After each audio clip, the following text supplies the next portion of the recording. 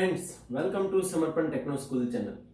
ધોરણ 12 માં આપણે ચેપ્ટર નંબર 4 બાદ ચેપ્ટર નંબર 5 શીખી રહ્યા છીએ, જેમાં ગયા લેક્ચરમાં આપણે વિદ્યુત ચુંબક, સોલેનોઇડ અને વિદ્યુત ક્ષેત્ર રેખાઓની માહિતી મેળવી.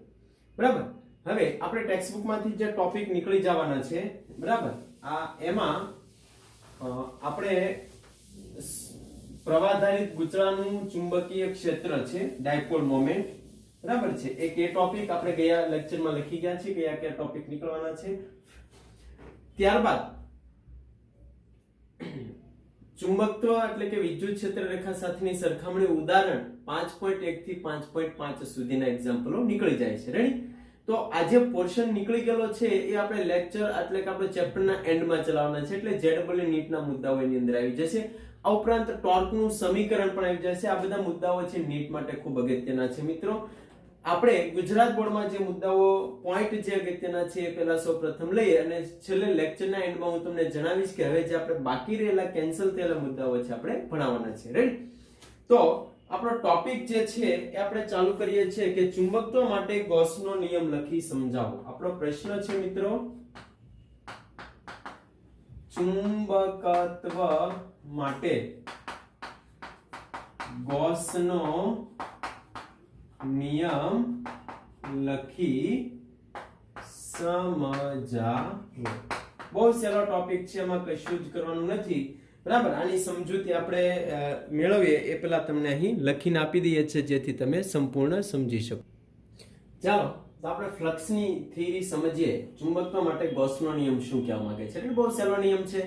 આ સેમ નિયમ આપણે વિદ્યુત ક્ષેત્ર ચેપ્ટર નંબર 1 માં પણ આવે છે. તો અહીં જે મેં આકૃતિ દોરી છે મિત્રો, ચુંબકીય ક્ષેત્ર એકબીજાથી સમાન અંતરે છે, એટલે સમાન ચુંબકીય ક્ષેત્ર છે. કેવું છે? એક સરખું ચુંબકીય ક્ષેત્ર છે. રાઈટ? જે રીતે વિદ્યુત ક્ષેત્ર હોય છે તેવી રીતે ચુંબકીય ક્ષેત્ર રેખા છે.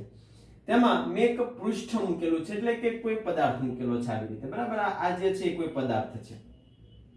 પદાર્થનું ક્ષેત્રફળ કુલ a છે. બરાબર? તો આ સમગ્ર આખા પદાર્થમાંથી કેટલી ક્ષેત્ર રેખાઓ પસાર થાય છે એને આપણે ફ્લક્સ કહીએ છીએ. બરાબર છે? તો સમજો કે આ જે પદાર્થ જે છે, રેડી, એમાંથી હું 10 ક્ષેત્ર રેખા પસાર કરું તો એનું ફ્લક્સ બતાવે છે. એટલે આપેલા ક્ષેત્રફળમાંથી કેટલી ક્ષેત્ર રેખાઓ પસાર થાય છે. તો ગૌસનો નિયમ શું કહે છે? અહીં આપેલા જે સૂક્ષ્મ ખંડ લીધેલો છે, જો આ જે પૃષ્ઠ જે આપણે દોરેલું છે, આ જે પૃષ્ઠ છે એનો એક નાનો એવો મેં ખંડ દોરેલો છે જેને આપણે ડેલ્ટા a કહીએ છીએ, જે ચુંબકીય ક્ષેત્ર B સાથે કેટલાનો ખૂણો બનાવે છે? થીટા ખૂણો બનાવે છે. રેડી? તો અહીંયા આપણે શું કીધું છે કે આકૃતિમાં એક સમાન ચુંબકીય ક્ષેત્ર B માં બંધ પૃષ્ઠ મૂકેલું છે, એક A. ખાસ ધ્યાન રાખજો કેવું પૃષ્ઠ છે? બંધ પૃષ્ઠ A. ટેક્સ્ટ બુકમાં આપણને S વડે દર્શાવેલું છે, તમે ક્ષેત્રફળને એરિયાને A વડે દર્શાવો તો પણ ચાલે. અને આ જે પૃષ્ઠ જે છે એનો નાનો એવો ક્ષેત્રફળ ખંડ લીધો છે મેં ડેલ્ટા A. પહેલા હું ડેલ્ટા A માંથી પસાર થતું ફ્લક્સ મેળવી લઉં, ત્યારબાદ આવા નાના જેટલા ખંડ છે એનો સરવાળો કરું તો મને કુલ ફ્લક્સ મળી જાય. તો ડેલ્ટા A જે ખંડ છે એમાંથી પસાર થતું ચુંબકીય ફ્લક્સ કેટલું હોય તો કે નાનું એવું સૂક્ષ્મ ડેલ્ટા phi બરાબર B into ડેલ્ટા A. મિત્રો આ જે છે આપણું ફ્લક્સનું સમીકરણ છે, B into ડેલ્ટા A. એટલે કે ચુંબકીય ક્ષેત્ર B એ ડેલ્ટા A જેટલા ક્ષેત્રફળમાંથી પસાર થાય છે. બહુ સહેલો ટોપિક છે.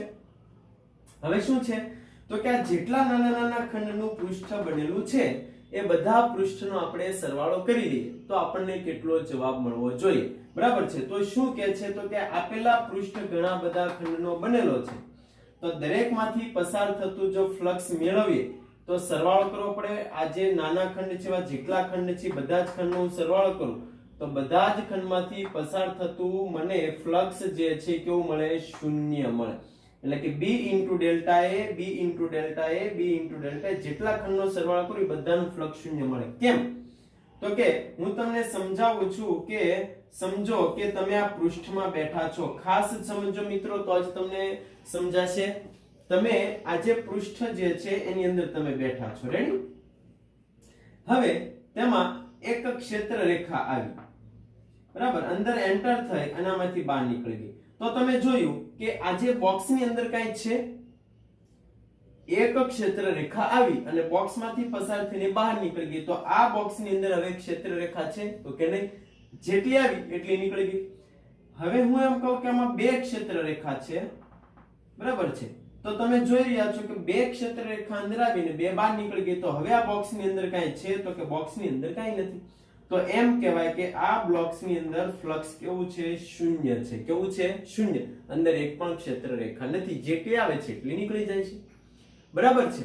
પણ જો બે ક્ષેત્ર રેખા આવે છે અને બહાર નીકળતી નથી તો આનું ફ્લક્સ શૂન્ય થાય નહીં, બરાબર છે. એટલે અહીંયા શું લખ્યું છે કે બંધ પૃષ્ઠ કોઈ પણ હોય ને મિત્રો, કોઈ પણ આકારનું બંધ પૃષ્ઠ હોય એમાં જેટલી ક્ષેત્ર રેખા પસાર થાય એટલી બહાર નીકળી જતી હોય તો આપણે આનું ફ્લક્સ શૂન્ય કહેવાય.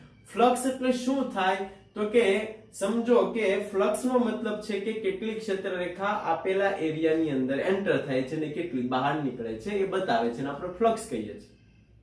રેડી? તો હું એમ પૂછું કે આ મારા હાથની અંદર 5 ક્ષેત્ર રેખા પસાર થઈ, એને ફ્લક્સ મેં નામ આપ્યું φ1, અને આ હાથની અંદર 10 ક્ષેત્ર રેખા પસાર થઈ જેને ફ્લક્સ ને નામ આપ્યું φ2. તો વિચારો જે કયું ફ્લક્સ સૌથી વધારે છે? તો કે જેમાં 10 ક્ષેત્ર રેખા પસાર થાય છે વધારે છે. પણ હા, એ બંધ પૃષ્ઠ તો આપણો નિયમ થઈ ગયો. ગોસનો નિયમ શું કહે છે? તો કે કોઈ પણ બંધ પૃષ્ઠમાંથી પસાર થતું કુલ ફ્લક્સ હંમેશા કેવું હોય છે? શૂન્ય હોય છે. કેવું હોય મિત્રો? શૂન્ય. ખાસ ધ્યાન રાખજો, કોઈ પણ બંધ પૃષ્ઠમાંથી પસાર થતું કુલ ફ્લક્સ હંમેશા કેવું મળે તમને? શૂન્ય જ મળે. રેડી? આ આપણો ગોસનો નિયમ થઈ ગયો છે. બહુ સહેલો ટોપિક છે, 2 માર્ક્સમાં તમને પૂછી શકે, આઈએમપી ટોપિક છે, ખાસ ધ્યાન રાખજો. રેડી? હવે એનો એકમ લખવો છે. તો ફ્લક્સનો એકમ શું થાય? તો કે બી એટલે ચુંબકીય ક્ષેત્ર, જેનો એકમ આપણને ખબર છે ટેસ્લા છે. ક્ષેત્રફળનો એકમ મીટર સ્ક્વેર, તો અહીં મેં લખ્યું છે ટેસ્લા ઇન્ટુ મીટર સ્ક્વેર, અથવા ફ્લક્સનો બીજો એકમ છે વેબર, WB એટલે એનો એકમ થાય વેબર. ટેસ્લા ચુંબકીય ક્ષેત્ર એટલે યાદ કરો બળ F ILB. B ને કરતા બનાવો એટલે ન્યૂટનના છેદમાં એમ્પિયર ઇન્ટુ મીટર, ન્યૂટનના છેદમાં એમ્પિયર ઇન્ટુ મીટર. B ને કરતા બનાવો એટલે આ ટેસ્લાની જગ્યાએ શું મુકાય? ન્યૂટનના છેદમાં એમ્પિયર ઇન્ટુ મીટર, અને આ મીટર સ્ક્વેર અહીં હતો જ. 1 મીટર સ્ક્વેર ઉડી જાય તો ન્યૂટન ઇન્ટુ મીટર છેદમાં એમ્પિયર થાય, અને બળ ગુણ્યા અંતર એટલે કાર્ય થાય, કાર્યનો એકમ જૂલ પ્રતિ એમ્પિયર. મિત્રો આ એકમ જે છે તમને એમસીક્યુ માં પૂછે, બરાબર? એટલે ગુજકેટના એમસીક્યુ માં ઘણી બધી વાર હોય છે, આપણા ગુજરાત બોર્ડમાં પણ પૂછતા હોય છે, એટલે ખાસ દરેક વિદ્યાર્થી મિત્રો એકમ લખી લેશે. અને ફ્લક્સ એટલે શું મેં તમને સમજાવી દીધું. સમજો કે તમે કોઈ કારની અંદર બેઠા છો, કારની અંદર 5 ક્ષેત્ર રેખા પસાર થઈ અને 5 ક્ષેત્ર રેખા બહાર નીકળી દે તો કારની અંદર કઈ છે નહીં, તો આપણે ફ્લક્સ શૂન્ય કહીએ છીએ. એટલે બંધ પૃષ્ઠ હોય ને, બંધ પૃષ્ઠ, એમાંથી જેટલી ક્ષેત્ર રેખા પસાર થાય એટલી બહાર નીકળી જતી હોય એટલે એનું ફ્લક્સ હંમેશા કેવું હોય છે? શૂન્ય હોય છે. રેડી? બહુ સરસ ટોપિક છે. નીચે ડિસ્ક્રિપ્શનમાં આપણે જે ગુજરાત બોર્ડમાંથી સિલેબસ નીકળી ગયો છે એ બધા પણ મુદ્દાઓ છે જે દરેક વિદ્યાર્થી મિત્રો આપણે ચલાવવાના છે. ચેપ્ટર પૂરું થાય તેના એન્ડમાં માહિતી માટે જણાવી દઉં છું, એટલે દરેક વિદ્યાર્થી મિત્રો એ બુક તમને નીચે ડિસ્ક્રિપ્શનમાં મૂકેલી છે. પહેલા લેક્ચરમાં ડિસ્ક્રિપ્શનમાં મૂકવાની ભૂલાઈ ગઈ છે, એટલે દરેક વિદ્યાર્થી મિત્રો ધ્યાન રાખી અને ડિસ્ક્રિપ્શનમાંથી ડાઉનલોડ કરી શકો છો, અથવા સ્કૂલનો સંપર્ક કરી અને એ PDF ફાઇલ તમે મેળવી શકો છો. રેડી? આપણે આના 2 ઉદાહરણો જે છે, બંને ઉદાહરણો ટેક્સ્ટબુક લઈને બેસજો, મટીરીયલ લઈને બેસજો. બહુ સહેલા છે, સમજાવું છું, આકૃતિ દોરીને સમજાવું છું, જે ટેક્સ્ટબુકમાં ન પણ આપી હોય. તો ચાલો આપણે એ સમજાવતા જઈએ. ચાલો આપણે ઉદાહરણ 5.6 માં જોવાનું છે કે નીચે કેટલીક આકૃતિ દોરીને આપી છે અને તમારે સમજાવવાનું છે આકૃતિ સાચી છે કે ખોટી. ચુંબકીય ક્ષેત્ર રેખાઓ માટે નીચેની આકૃતિઓ સાચી છે કે ખોટી એ તમારે સમજાવવાનું છે, અને આ ઉપરાંત કઈ આકૃતિઓ વિદ્યુત ક્ષેત્ર રેખાઓની પણ છે. તો આપણે 5.6 સમજતા પહેલા હું તમને થોડીક માહિતી આપી દઉં કે જો કોઈ ગજ્યો ચુંબક હોય તો એમાં ક્ષેત્ર રેખાઓ N ધ્રુવમાંથી નીકળી અને S ધ્રુવ તરફ હોય, બરાબર છે, અને બંધ ગાળો રચે. કેવી રચે મિત્રો? બંધ ગાળો. રેડી? જ્યારે આ ચુંબકીય ક્ષેત્ર રેખા છે મિત્રો, અને જ્યારે ધન વિદ્યુતભાર અને ઋણ વિદ્યુતભાર એટલે વિદ્યુત ક્ષેત્ર રેખાઓ ધનમાંથી નીકળી અને ઋણ તરફ હોય. રેડી? આ બંધ ગાળો રચતી નથી. આ કઈ રેખાઓ છે? આ વિદ્યુત ક્ષેત્ર રેખા જે ધનમાંથી નીકળે છે માત્ર અને ઋણની અંદર એન્ટર થાય છે. રેડી? તો આ બંને વચ્ચેનો તફાવત છે. હવે આપણે 5.6 ઉદાહરણ શરૂ કરીએ અને જે આકૃતિઓ આપી છે એને આપણે સમજાવતા. જેમાં પહેલી આકૃતિ આપેલી છે તમને બરાબર, જેનો જવાબ આપણે સમજાવીએ છીએ, લખતા નથી એવું લાગે તો સાથે હું તમને થોડીક માહિતી આપતો જઈશ. તો આ ટાઈપની એક આકૃતિ દોરીને તમને આપેલી છે. આકૃતિ સાચી છે કે નહીં એ તમારે સમજાવવાની છે. ચુંબકીય ક્ષેત્ર રેખા માટે આકૃતિ સાચી છે કે નહીં તમારે સમજાવવાની છે. તો હમણાં જ આપણે કીધું કે આ આકૃતિ કેવી છે મિત્રો? ખોટી છે. કેમ? તો કે કોઈ બિંદુવત ઉદ્ગમ હોય ને એમાંથી ચુંબકીય ક્ષેત્ર રેખાઓ કોઈ દિવસ નીકળે નહીં. હંમેશા ચુંબકીય ક્ષેત્ર રેખાઓ બંધગાળો રહે છે. યાદ કરો, હમણાં આકૃતિ દોરી હતી તો આપણે લખ્યું છે આકૃતિ કેવી છે? ખોટી. બિંદુવત ઉદ્ગમમાંથી ચુંબકીય ક્ષેત્ર રેખા ન નીકળે. બરાબર છે, આ આપણો એનો આન્સર છે. તો અને આ ચુંબકીય ક્ષેત્ર રેખાઓ હંમેશા બંધગાળો રહે છે ગાઉસના નિયમ પ્રમાણે. અહીં ફ્લક્સ શૂન્ય નથી, એટલે જેટલી ક્ષેત્ર રેખા પસાર થાય એટલી પાછી અંદર એન્ટર થવી જોઈએ. બરાબર, અથવા તો જેટલી એન્ટર થાય એટલી બહાર નીકળવી જોઈએ એવું આમાં દર્શાવતા નથી. તો આ આકૃતિ તમને કોની લાગે છે? યાદ કરો તો કે આ જે છે, સમજો કે આ ધન વિદ્યુતભારિત કોઈ પ્રવાહધારી તાર છે. તો ધન વિદ્યુતભાર હોય ને એમાંથી હંમેશા વિદ્યુત ક્ષેત્ર રેખાઓ બહાર નીકળે. આવું પહેલા ચેપ્ટરમાં પણ તમારે આવી ગયું છે. અને ઋણ હોય ને તો એની અંદર વિદ્યુત ક્ષેત્ર રેખાઓ અંદર એન્ટર થશે. રેડી? એટલે આ ધન વિદ્યુત ભારિત કોઈ તાર હોય એની ક્ષેત્ર રેખાઓ છે. ત્યાં તમે લખી શકો છો ધન વિદ્યુત ભારિત તારની ક્ષેત્ર રેખા છે, એટલે કે વિદ્યુત ક્ષેત્ર રેખા દર્શાવે છે. આ આકૃતિ ચુંબકીય ક્ષેત્ર રેખા દર્શાવતી નથી. ટેક્સ્ટ બુકમાં પૂછે, વ્યવસ્થિત રીડ કરજો, એમસીક્યુ માટે ખૂબ અગત્યનો પોઈન્ટ છે. પછી બી આકૃતિ કઈ ટાઈપની દોરીને આપી છે? બી આકૃતિમાં આ રીતે ચુંબકીય ક્ષેત્ર રેખાઓ તમને દોરીને આપેલી છે. બરાબર છે. અહીંયા પૂછે મુક્ત અવકાશ. હવે પહેલી વસ્તુ કે આ ક્ષેત્ર રેખાઓ વિદ્યુત ક્ષેત્ર કે ચુંબકીય ક્ષેત્ર, આપણે એની લાક્ષણિકતા શીખી ગયા લેક્ચરમાં કે વિદ્યુત ક્ષેત્ર કે ચુંબકીય ક્ષેત્ર હંમેશા એકબીજાને છેદતી નથી. તો આપણે લખી શકીએ છીએ કે વિદ્યુત ક્ષેત્ર કે ચુંબકીય ક્ષેત્ર રેખા કેવી છે? એકબીજાને છેદતી નથી. બરાબર છે, આ ખાસ ધ્યાન રાખજો. બીજું કે આ જે ક્ષેત્ર રેખા જે છે એ મુક્ત અવકાશમાં છે, અહીંયા કોઈ પ્રવાહધારિત તાર નથી. બરાબર છે. જો પ્રવાહધારિત તાર હોય તો એની આજુબાજુ શું મળે? ચુંબકીય ક્ષેત્ર રેખા. પણ મુક્ત અવકાશમાં અહીંયા કોઈ પ્રવાહધારિત તાર નથી, એટલે આ જે બંધ આકૃતિઓ છે એ પણ કેવી છે? ખોટી. તો અહીંયા આપણે લખીએ છીએ મુક્ત અવકાશમાં પ્રવાહ ન હોવાથી ચુંબકીય ક્ષેત્ર રેખા ન મળે. બરાબર છે. એમાં કોઈ વિદ્યુત ભાર પણ નથી, એટલે વિદ્યુત ક્ષેત્ર રેખા પણ ન મળે. ખાસ ધ્યાન રાખજો, વિદ્યુત ક્ષેત્ર રેખા પણ ન મળે. જો અહીંયા કોઈ પ્રવાહધારી તાર હોય મિત્રો, બરાબર છે, તો જ એની આજુબાજુ ચુંબકીય ક્ષેત્ર રેખા અથવા તો વિદ્યુત ક્ષેત્ર રેખા બને. પણ પ્રવાહધારી તાર ન હોવાથી વિદ્યુત ક્ષેત્ર રેખા કે ચુંબકીય ક્ષેત્ર રેખા મળે નહીં. એટલે આકૃતિ કેવી છે? ખોટી છે. બરાબર. ત્યારબાદ આપણે બીજા આકૃતિ જોઈએ છીએ. ખાસ સમજતા જઈશો, ટેક્સ્ટ બુક માંથી પણ રીડ કરતા જઈશો. આપણે આકૃતિ નંબર સી જોઈએ, સાચી છે કે ખોટી. કઈ રીતે આકૃતિ આપેલી છે? તો કે બરાબર છે, આ રીતે એક ટોરોઇડ ની રચના આપેલી છે મિત્રો. આ એની આસપાસ પ્રવાહધારિત ગૂંચળ વીંટાળેલું છે. રેડી? હવે આની અંદરની ચુંબકીય ક્ષેત્ર રેખાઓ છે એ આ રીતે દોરેલી છે. તો યાદ કરો, પ્રવાહધારિત તાર હોય, બરાબર છે, તો એની ચુંબકીય ક્ષેત્ર રેખાઓ ક્યાં હોય? તો આપેલી આકૃતિ કેવી છે? સાચી છે. બરાબર છે. ટોરોઇડ ની અંદર, એટલે કે આ જે બહાર દેખાય છે પ્રવાહધારિત તાર છે. તો કે પ્રવાહધારિત ગૂંચળાની અંદર ચુંબકીય ક્ષેત્ર રેખા મળે છે જે બંધગાળો રહે છે. એટલે આ ટોરોઇડ ની રચના છે મિત્રો, બંધગાળો રચે છે, જેનું કુલ ફ્લક્સ તમે કોઈ પણ કોઈ પણ ભાગ લેશો એમાં જેટલી ક્ષેત્ર રેખા પસાર થાય છે એટલી બહાર નીકળે છે એટલે એનું કુલ ફ્લક્સ પણ કેવું મળશે? શૂન્ય મળે. તો આપેલ આકૃતિ કેવી છે? સાચી છે, ડી નંબરની આકૃતિ. બરાબર. સી આપણે સમજી લીધું, ટેક્સ્ટ બુકમાં લખેલું છે, વ્યવસ્થિત તમે રીડ કરવું હોય તો કરી શકો છો. અહીંયા સમજાવું છું એ સમજશો તો પણ તમને જવાબ મળી જશે. ત્યારબાદ ડી આકૃતિ આપણે લઈએ. ડી આકૃતિમાં શું આપેલું છે? તો કે ડી આકૃતિની અંદર આપણને એક સોલેનોઇડ દોરેલો છે. રાઈટ? આ સોલેનોઇડ છે અને એમાંથી ચુંબકીય ક્ષેત્ર રેખાઓ આ રીતે દોરી નાખેલી છે. બરાબર. તો આકૃતિ જો તો કેવી લાગે? તો કે આમ જો તો આકૃતિ સાચી લાગે. તો આપણે કહીએ છીએ કે આકૃતિ કેવી છે? ખોટી છે. કેમ?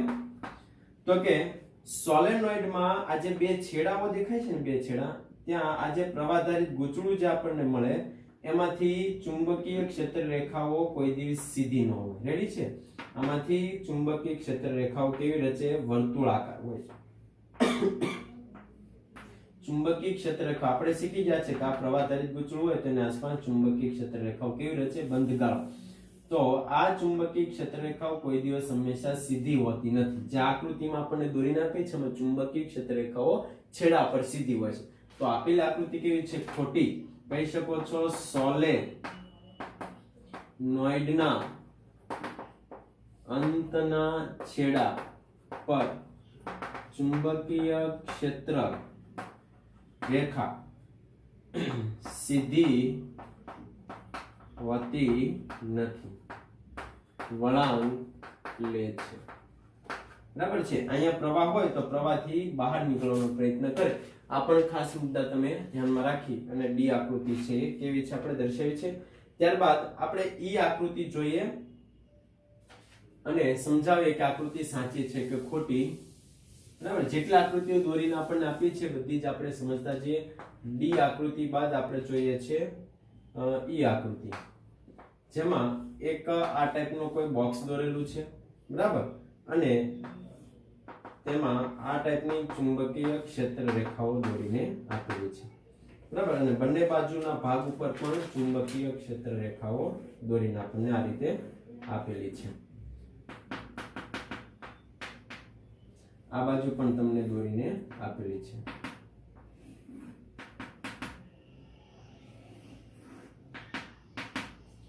તો જોશો આપેલી આકૃતિ જે છે એ કોના જેવી લાગે છે? તો મિત્રો આ જે છે S ધ્રુવ છે, આ N ધ્રુવ છે. તો આ ગજિયા ચુંબકની આકૃતિ છે. તો આપેલી આકૃતિ કેવી છે? સાચી છે. જે ગજિયા ચુંબકનું ચુંબકીય ક્ષેત્ર દર્શાવે છે. બરાબર છે? એટલે બહારની તરફ જો તો N ધ્રુવમાંથી બહાર નીકળશે અને S ધ્રુવમાં અંદર પામે અને એનું કુલ ફ્લક્સ તમે લેશો તો તમને જોઈ શકો છો કુલ ફ્લક્સ કેવું થશે? શૂન્ય. જેટલી ક્ષેત્ર રેખાઓ, સમજો કે આમાં જેટલી ક્ષેત્ર રેખા પસાર થાય છે 3, એટલી જ ક્ષેત્ર રેખા બહાર નીકળે છે એટલે એનું કુલ ફ્લક્સ શૂન્ય પણ મળે છે. બરાબર. એટલે આ ગજિયા ચુંબકની આકૃતિ છે જે તમને દોરીને આપેલી છે. ઈ ત્યારબાદ આપણે લઈએ છીએ F આકૃતિ. F આકૃતિમાં જોશો ધ્યાનથી તો બે પ્લેટ આપેલી છે. એક ઉપર પ્લેટ આપી છે, એક નીચે પ્લેટ આપી છે. અને એની ખાસ આકૃતિને તમે જોશો તો આ ટાઈપની આકૃતિ તમને જોવા મળે છે. બરાબર છે? અને ઉપરનો ભાગ જે છે એમાંથી ક્ષેત્ર રેખા બહાર નીકળતી જોવા મળે છે અને નીચેનો ભાગ જે છે એમાં ક્ષેત્ર રેખા અંદર જતી હોય તેવો. તો આ આકૃતિ તમને શેની લાગે છે? તો મિત્રો ખાસ જુઓ, આ ચુંબકીય ક્ષેત્ર રેખા નથી. તો આપેલી આકૃતિ કેવી છે? ખોટી છે. ચુંબકીય ક્ષેત્ર રેખા નથી, કારણ કે ચુંબકીય ક્ષેત્ર રેખાઓ N ધ્રુવમાંથી નીકળે અને S ધ્રુવમાં જાય અને બંધગાળો રચે. આમાં બંધગાળો રચતી નથી. જો ઉપરની પ્લેટમાંથી માત્ર નીકળે જ છે. બરાબર. ઉપરની પ્લેટ તમે જુઓ તેમાંથી ક્ષેત્ર રેખા કોઈ પણ ભાગમાં જુઓ તો નીકળે છે અને નીચેની પ્લેટમાં જોશો તો નીચેની પ્લેટમાં આવે છે. બરાબર છે? એટલે આ આકૃતિ છે એ વિદ્યુત ક્ષેત્ર રેખા છે. કઈ છે?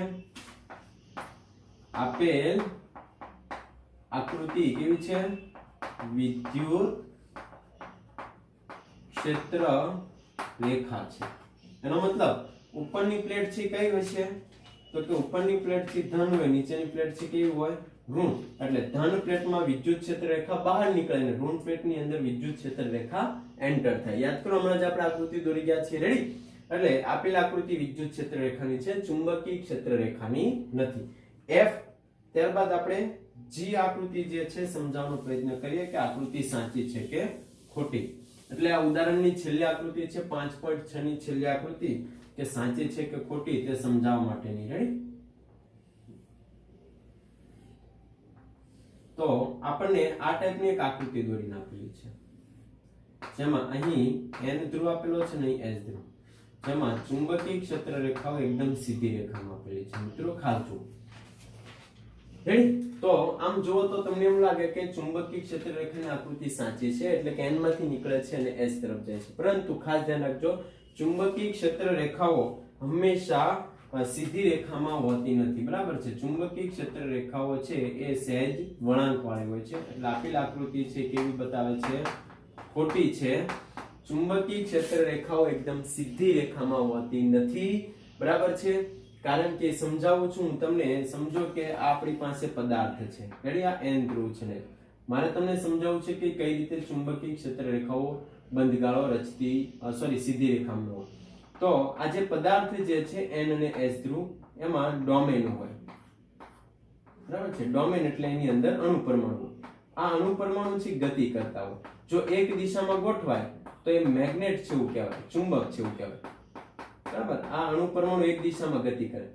હવે આ બધા અણુ પરમાણુને એક દિશામાં જ્યારે તમે કરશો, બરાબર છે, તો પોતે અમુક ટકા ઉષ્મા ઉર્જા ઉત્પન્ન કરે એટલે મેગ્નેટ છે ગરમ થાય અને એને લીધે એની ક્ષેત્ર રેખાઓ છે કોઈ દિવસ સીધી રેખામાં ન હોય. ઉષ્મા ઉર્જાને લીધે એની ક્ષેત્ર રેખાઓ સહેજ બેન્ડ વાળી હોય. જે તમે જોઈ શકો છો સીધી રેખામાં એ ન હોય. તેની અંદર ઉષ્મા પ્રવાહ પસાર થવાથી ઉષ્મા ઉર્જાને લીધે આ બધી ડોમેન છે એક દિશામાં ન ગોઠવાય, જેને આપણે ડોમેન કહીએ છીએ. ખાસ ધ્યાન રાખજો, આપણે આગળ આવશે.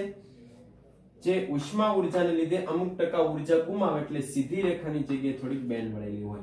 એટલે આપણે લખી દઈએ છે ચુંબકીય ક્ષેત્ર રેખા સીધી ન હોય શકે. બરાબર છે? એટલે આપેલી આકૃતિ પણ કેવી છે મિત્રો? ખોટી છે. એટલે આપેલા મુદ્દાનો તમે ખાસ ધ્યાનમાં રાખીને તમે સમજજો. રેડી? ઓકે, તો ઉદાહરણ 5.6 પછી નીચે તમને આમાં ટેક્સ્ટ બુકમાં રીડ કરતા હો તો પણ એ જ લખ્યું છે. બરાબર છે? એમ્પિયરના સર્કિટલના નિયમનો ભંગ થાય, ગૌસના નિયમનો, એટલે કે બંધ આકૃતિ, બંધ ક્ષેત્ર રેખાઓ બરાબર મળે નહીં અને આ સીધી કોઈ દિવસ હોતી નથી. જે મેં તમને સમજાવ્યું કે ઉષ્મા ઉર્જાને લીધે થોડીક વળાંકવાળી હોય છે. હવે આપણે ઉદાહરણ 5.7 સમજીએ. એમાં જે પણ લખીને તમને આપેલું છે એ આકૃતિ સાથે સમજાવતો જાઓ. તમે બુકમાં અથવા તો ટેક્સ્ટ બુકમાં આકૃતિ ડ્રો કરી લેશો જેથી સમજવામાં ખૂબ જ સહેલું પડશે. ચાલો ઉદાહરણ 5.7 આપણે લઈએ છીએ. એમાં તમને જેટલા પણ ભાગ પૂછ્યા છે દરેકના જવાબ આપતા જે આકૃતિ ખાસ દોરાવું છું, તમે દોરતા જશો જેથી સમજવામાં બહુ તકલીફ પડશે નહીં. ન સમજાય તો એક બે વાર વિડીયોને રિપીટ કરી અને સમજવાનો પ્રયત્ન કરજો. વ્યવસ્થિત રકમ વાંચજો. રકમમાં આપ્યું છે પેલું કે ચુંબકીય ક્ષેત્ર રેખાઓ વડે દરેક બિંદુએ દર્શાવેલી દિશામાં ચુંબકીય સોય ગોઠવાય છે. તો આપણો પહેલો ક્વેશ્ચન છે એનો જવાબ આપે n અને s. તો ચુંબકીય ક્ષેત્ર રેખાઓ n માંથી નીકળે અને s તરફ ને અંદરની તરફ s તરફ. તો દરેક બિંદુએ જો હું ચુંબકીય સોય રાખું તો સોય જે છે એ આપેલા બિંદુએ સ્પર્શકની દિશામાં હોય. એટલે કે હા, ચુંબકીય સોય જે છે એ દરેક બિંદુએ ગોઠવાય છે ચુંબકીય ક્ષેત્ર રેખાની દિશા. બરાબર છે? તો પહેલો પોઈન્ટ છે નો જવાબ તમને મળી ગયો. એની અંદર ખાસ હું બોલું છું કે દરેક બિંદુએ, ટૂંકમાં લખી દઉં છું, દરેક બિંદુએ ચુંબકીય સોય ગોઠવાય. બરાબર? ચુંબકીય ક્ષેત્રની દિશામાં ગોઠવાશે. અંદર પૂછેલો બીજો ક્વેશ્ચન તમને કહું, ચુંબકીય ક્ષેત્ર રેખાઓ ગતિ કરતા વિદ્યુતભાર માટે, તો આજે ચુંબકીય ક્ષેત્ર રેખાઓ જે છે એ ગતિ કરતા વિદ્યુતભાર માટે ચુંબકીય બળ આપે છે કે નહીં? તો આપણે લઈએ છીએ બીજો જે વિધાન આપણને આમાં કીધું છે કે ચુંબકીય બળ ન આપે. કારણ કે તમને ખબર છે વિદ્યુતભાર ગતિ કરે તો F = Q V × B થાય. એટલે વિદ્યુતભાર જે છે એ B ની દિશામાં ન હોવો જોઈએ. ખાસ ધ્યાન રાખો, B ની દિશામાં ન હોવો જોઈએ અને કેવો હોવો જોઈએ? લંબ હોવો જોઈએ. એટલે લખી શકો છો વિદ્યુતભાર એ ચુંબકીય ક્ષેત્રની દિશામાં ન હોવો જોઈએ. એટલે કે કેવો હોવો જોઈએ? તો કે લંબ હોવો જોઈએ. યાદ કરો, આપણે વિદ્યુતભાર હંમેશા બળ લાગે તો ચુંબકીય ક્ષેત્રમાં કેવી રીતે ગતિ કરે? લંબ રૂપે. યાદ છે ને, આપણે આ શીખવાડી દીધું છે. બરાબર છે. બળ, ચુંબકીય ક્ષેત્ર અને વેગ અથવા તો વિદ્યુતભારની ગતિ, આ બે એકબીજાને હંમેશા લંબ જ હોય. એટલે પહેલો જે પોઈન્ટ છે એનો જવાબ તમને મળી ગયો છે. બરાબર છે. ખાસ હું જે રકમ બોલ્યો છું એકવાર ફરીથી ટેક્સ્ટબુકમાં રીડ કરજો. અહીંયા સમજાવવું છે ને સમજજો તો તમને સહેલી રીતે સમજાઈ જશે. બીજું, ટોરોઇડના ગર્ભભાગમાં ચુંબકીય ક્ષેત્ર રેખાઓ સંપૂર્ણતઃ સમાયેલી હોય છે, પરંતુ સોલેનોઇડમાં નહીં. શા માટે? આપણને ખબર છે, આપણે ટોરોઇડ દોરી ગયા છે. ટોરોઇડ એટલે પોલી રિંગ. બરાબર છે. અને બધી જ આની આસપાસ આપણે વર્તુળાકાર વાહકતાને વીંટાળી દઈએ તો એની ચુંબકીય ક્ષેત્ર રેખાઓ છે એ ક્યાં હોય છે? ટોરોઇડની અંદરના વિસ્તારમાં. બરાબર છે. ટોરોઇડ વડે અંદરના વિસ્તારમાં કોઈ પણ ભાગમાંથી પસાર થતું કુલ ફ્લક્સ કેવું થાય છે મિત્રો? શૂન્ય. આપેલા ટોરોઇડની અંદર કુલ ફ્લક્સ શૂન્ય થાય એટલે બંધ ગાળો રચે. રેડી? હવે સોલેનોઇડની આકૃતિમાં શું હોય છે? તો કે સોલેનોઇડના દરેક ભાગમાં તમે જુઓ, આ ભાગમાં પ્રવાહ પસાર થાય, અહીંયાથી બહાર નીકળે. તો અહીંયા પણ તમે સમજી શકો કે અહીંયા ચુંબકીય ક્ષેત્ર રેખા પસાર થાય છે. આ છેલ્લો ખંડ હોય તો સમજો એમાંથી બહાર નીકળે છે. રેડી? તો આમાં ટોટલ ફ્લક્સ શૂન્ય થતું નથી. આમાં બે છેડા બંધ હોવાથી બંને ક્ષેત્ર રેખાઓ પાછી એમાં પસાર થઈ નીકળે છે, એટલે આમાં ટોટલ ફ્લક્સ શૂન્ય થાય છે. પણ સોલેનોઇડના આ જે છેડાના ભાગો જે છે એમાં ચુંબકીય ક્ષેત્ર રેખા દાખલ થાય છે અને આમાંથી બહાર નીકળે છે, એટલે આમાં ટોટલ ફ્લક્સ છે એ બંધ આકૃતિ રચતી નથી. એટલે અહીંયા બંધ ગાળો રચાતો નથી. અને બંધ ગાળો ન રચાય તો ટોટલ ફ્લક્સ શૂન્ય થતું નથી. રેડી? એટલા માટે આપણને ક્વેશ્ચન પૂછ્યો છે કે ટોરોઇડમાં ચુંબકીય ક્ષેત્ર રેખાઓ સંપૂર્ણ સમાયેલી છે, જ્યારે સોલેનોઇડમાં તમે જુઓ તો સોલેનોઇડના ચુંબકીય ક્ષેત્ર રેખાઓ અંદર સમાયેલી છે, બહારથી નીકળે છે અને અહીંયાથી નીકળે છે. તો અહીંયા ચુંબકીય ક્ષેત્ર રેખાઓ બહારથી વળાંક લઈને પસાર થાય છે. રેડી? ત્રીજા આકૃતિ આપણને પૂછ્યો છે, ત્રીજો ક્વેશ્ચન A B સમજાવ્યો છે, ત્યારબાદ આપણને C ક્વેશ્ચન પૂછેલો છે. સમજજો ખાસ, ન સમજે તો એકવાર વિડિયો છે ફરીથી રિપીટ કરજો. C ક્વેશ્ચનમાં શું આપેલું છે? જો ચુંબકીય એક ધ્રુવ અસ્તિત્વ ધરાવતો હોય તો ચુંબકીય ગૌસનો નિયમમાં શું ફેર પડે મિત્રો? ઓકે, હવે હું તમને સમજાવી દઉં કે બે ધ્રુવ હોય તો શું થાય. જો n અને s હોય તો n માંથી નીકળીને s તરફ હોય. રેડી? તો આનું કુલ ફ્લક્સ તમે જો B * dA = 0 થાય, કારણ કે જેટલી ક્ષેત્ર રેખા પસાર થઈ બંધ ગાળો રચે, એટલે બંધ ગાળા ઉપરનું કુલ ચુંબકીય ક્ષેત્રનું સંકલન કરો છે કેવું મળે? 0. રાઈટ? પણ જો એક ધ્રુવ હોય તો જુઓ તમે n ધ્રુવ છે, તો n ધ્રુવ એટલે કે એમાંથી ક્ષેત્ર રેખા તો બહાર જ નીકળે. બરાબર છે? એટલે આ જે છે એમાં ટોટલ ફ્લક્સ છે એ 0 થતું નથી. બરાબર છે? તો એક ફ્લક્સ આપણને મળે μ0 * q. q એટલે વિદ્યુતભાર, એની જગ્યાએ ધ્રુવ છે એટલે આપણે એને પોલ લખીએ છીએ. પહેલા ચેપ્ટરમાં આવે છે વિદ્યુત ક્ષેત્ર માટેનો ગૌસનો નિયમ E * dA = શું થાય? તો કે μ0 * સમેશન q.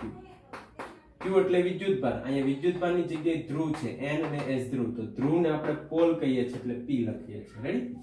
તો જો એક ધ્રુવ અસ્તિત્વ ધરાવતો હોય તો એમાં કુલ ફ્લક્સ 0 ન થાય, કારણ કે એમાં ક્ષેત્ર રેખા નીકળે છે, આવતી નથી. સમજો કે તમે એની અંદર બેઠા છો તો ક્ષેત્ર રેખામાંથી નીકળ્યા કરે છે, પરંતુ એમાં પાછી એન્ટર થતી નથી, એટલે કુલ ફ્લક્સ 0 થાય નહીં. હમણાં જે આપણે સમજાવ્યું એ રીતે તમે કહી શકો છો ફ્લક્સ કઈ રીતે મળે. ત્યારબાદ બી મુદ્દા પર જઈએ. શું ગજિયા ચુંબકનું ચુંબકીય ક્ષેત્ર તેના પર પોતાના પર ટોર્ક લગાડે? ક્વેશ્ચન શું છે? ગજિયા ચુંબકનું ચુંબકીય ક્ષેત્ર પોતાના પર ટોર્ક લગાડે? આપણો ક્વેશ્ચન છે મિત્રો. તો તમારો જવાબ છે કઈ રીતે કહી શકો? તો અહીં ખાસ દોરી દઉં છું n અને s ધ્રુવ. ચુંબકીય ક્ષેત્ર રેખાઓ n માંથી નીકળે ને અંદરની તરફ s તરફ હોય. રેડી? n માંથી નીકળે ને s તરફ. હવે વિચારો, જે આ જે ચુંબકીય ક્ષેત્ર રેખાઓ છે આ ગજિયા ચુંબક ઉપર ટોર્ક લગાડે ખરું? તો કે ન લગાડે. કેમ?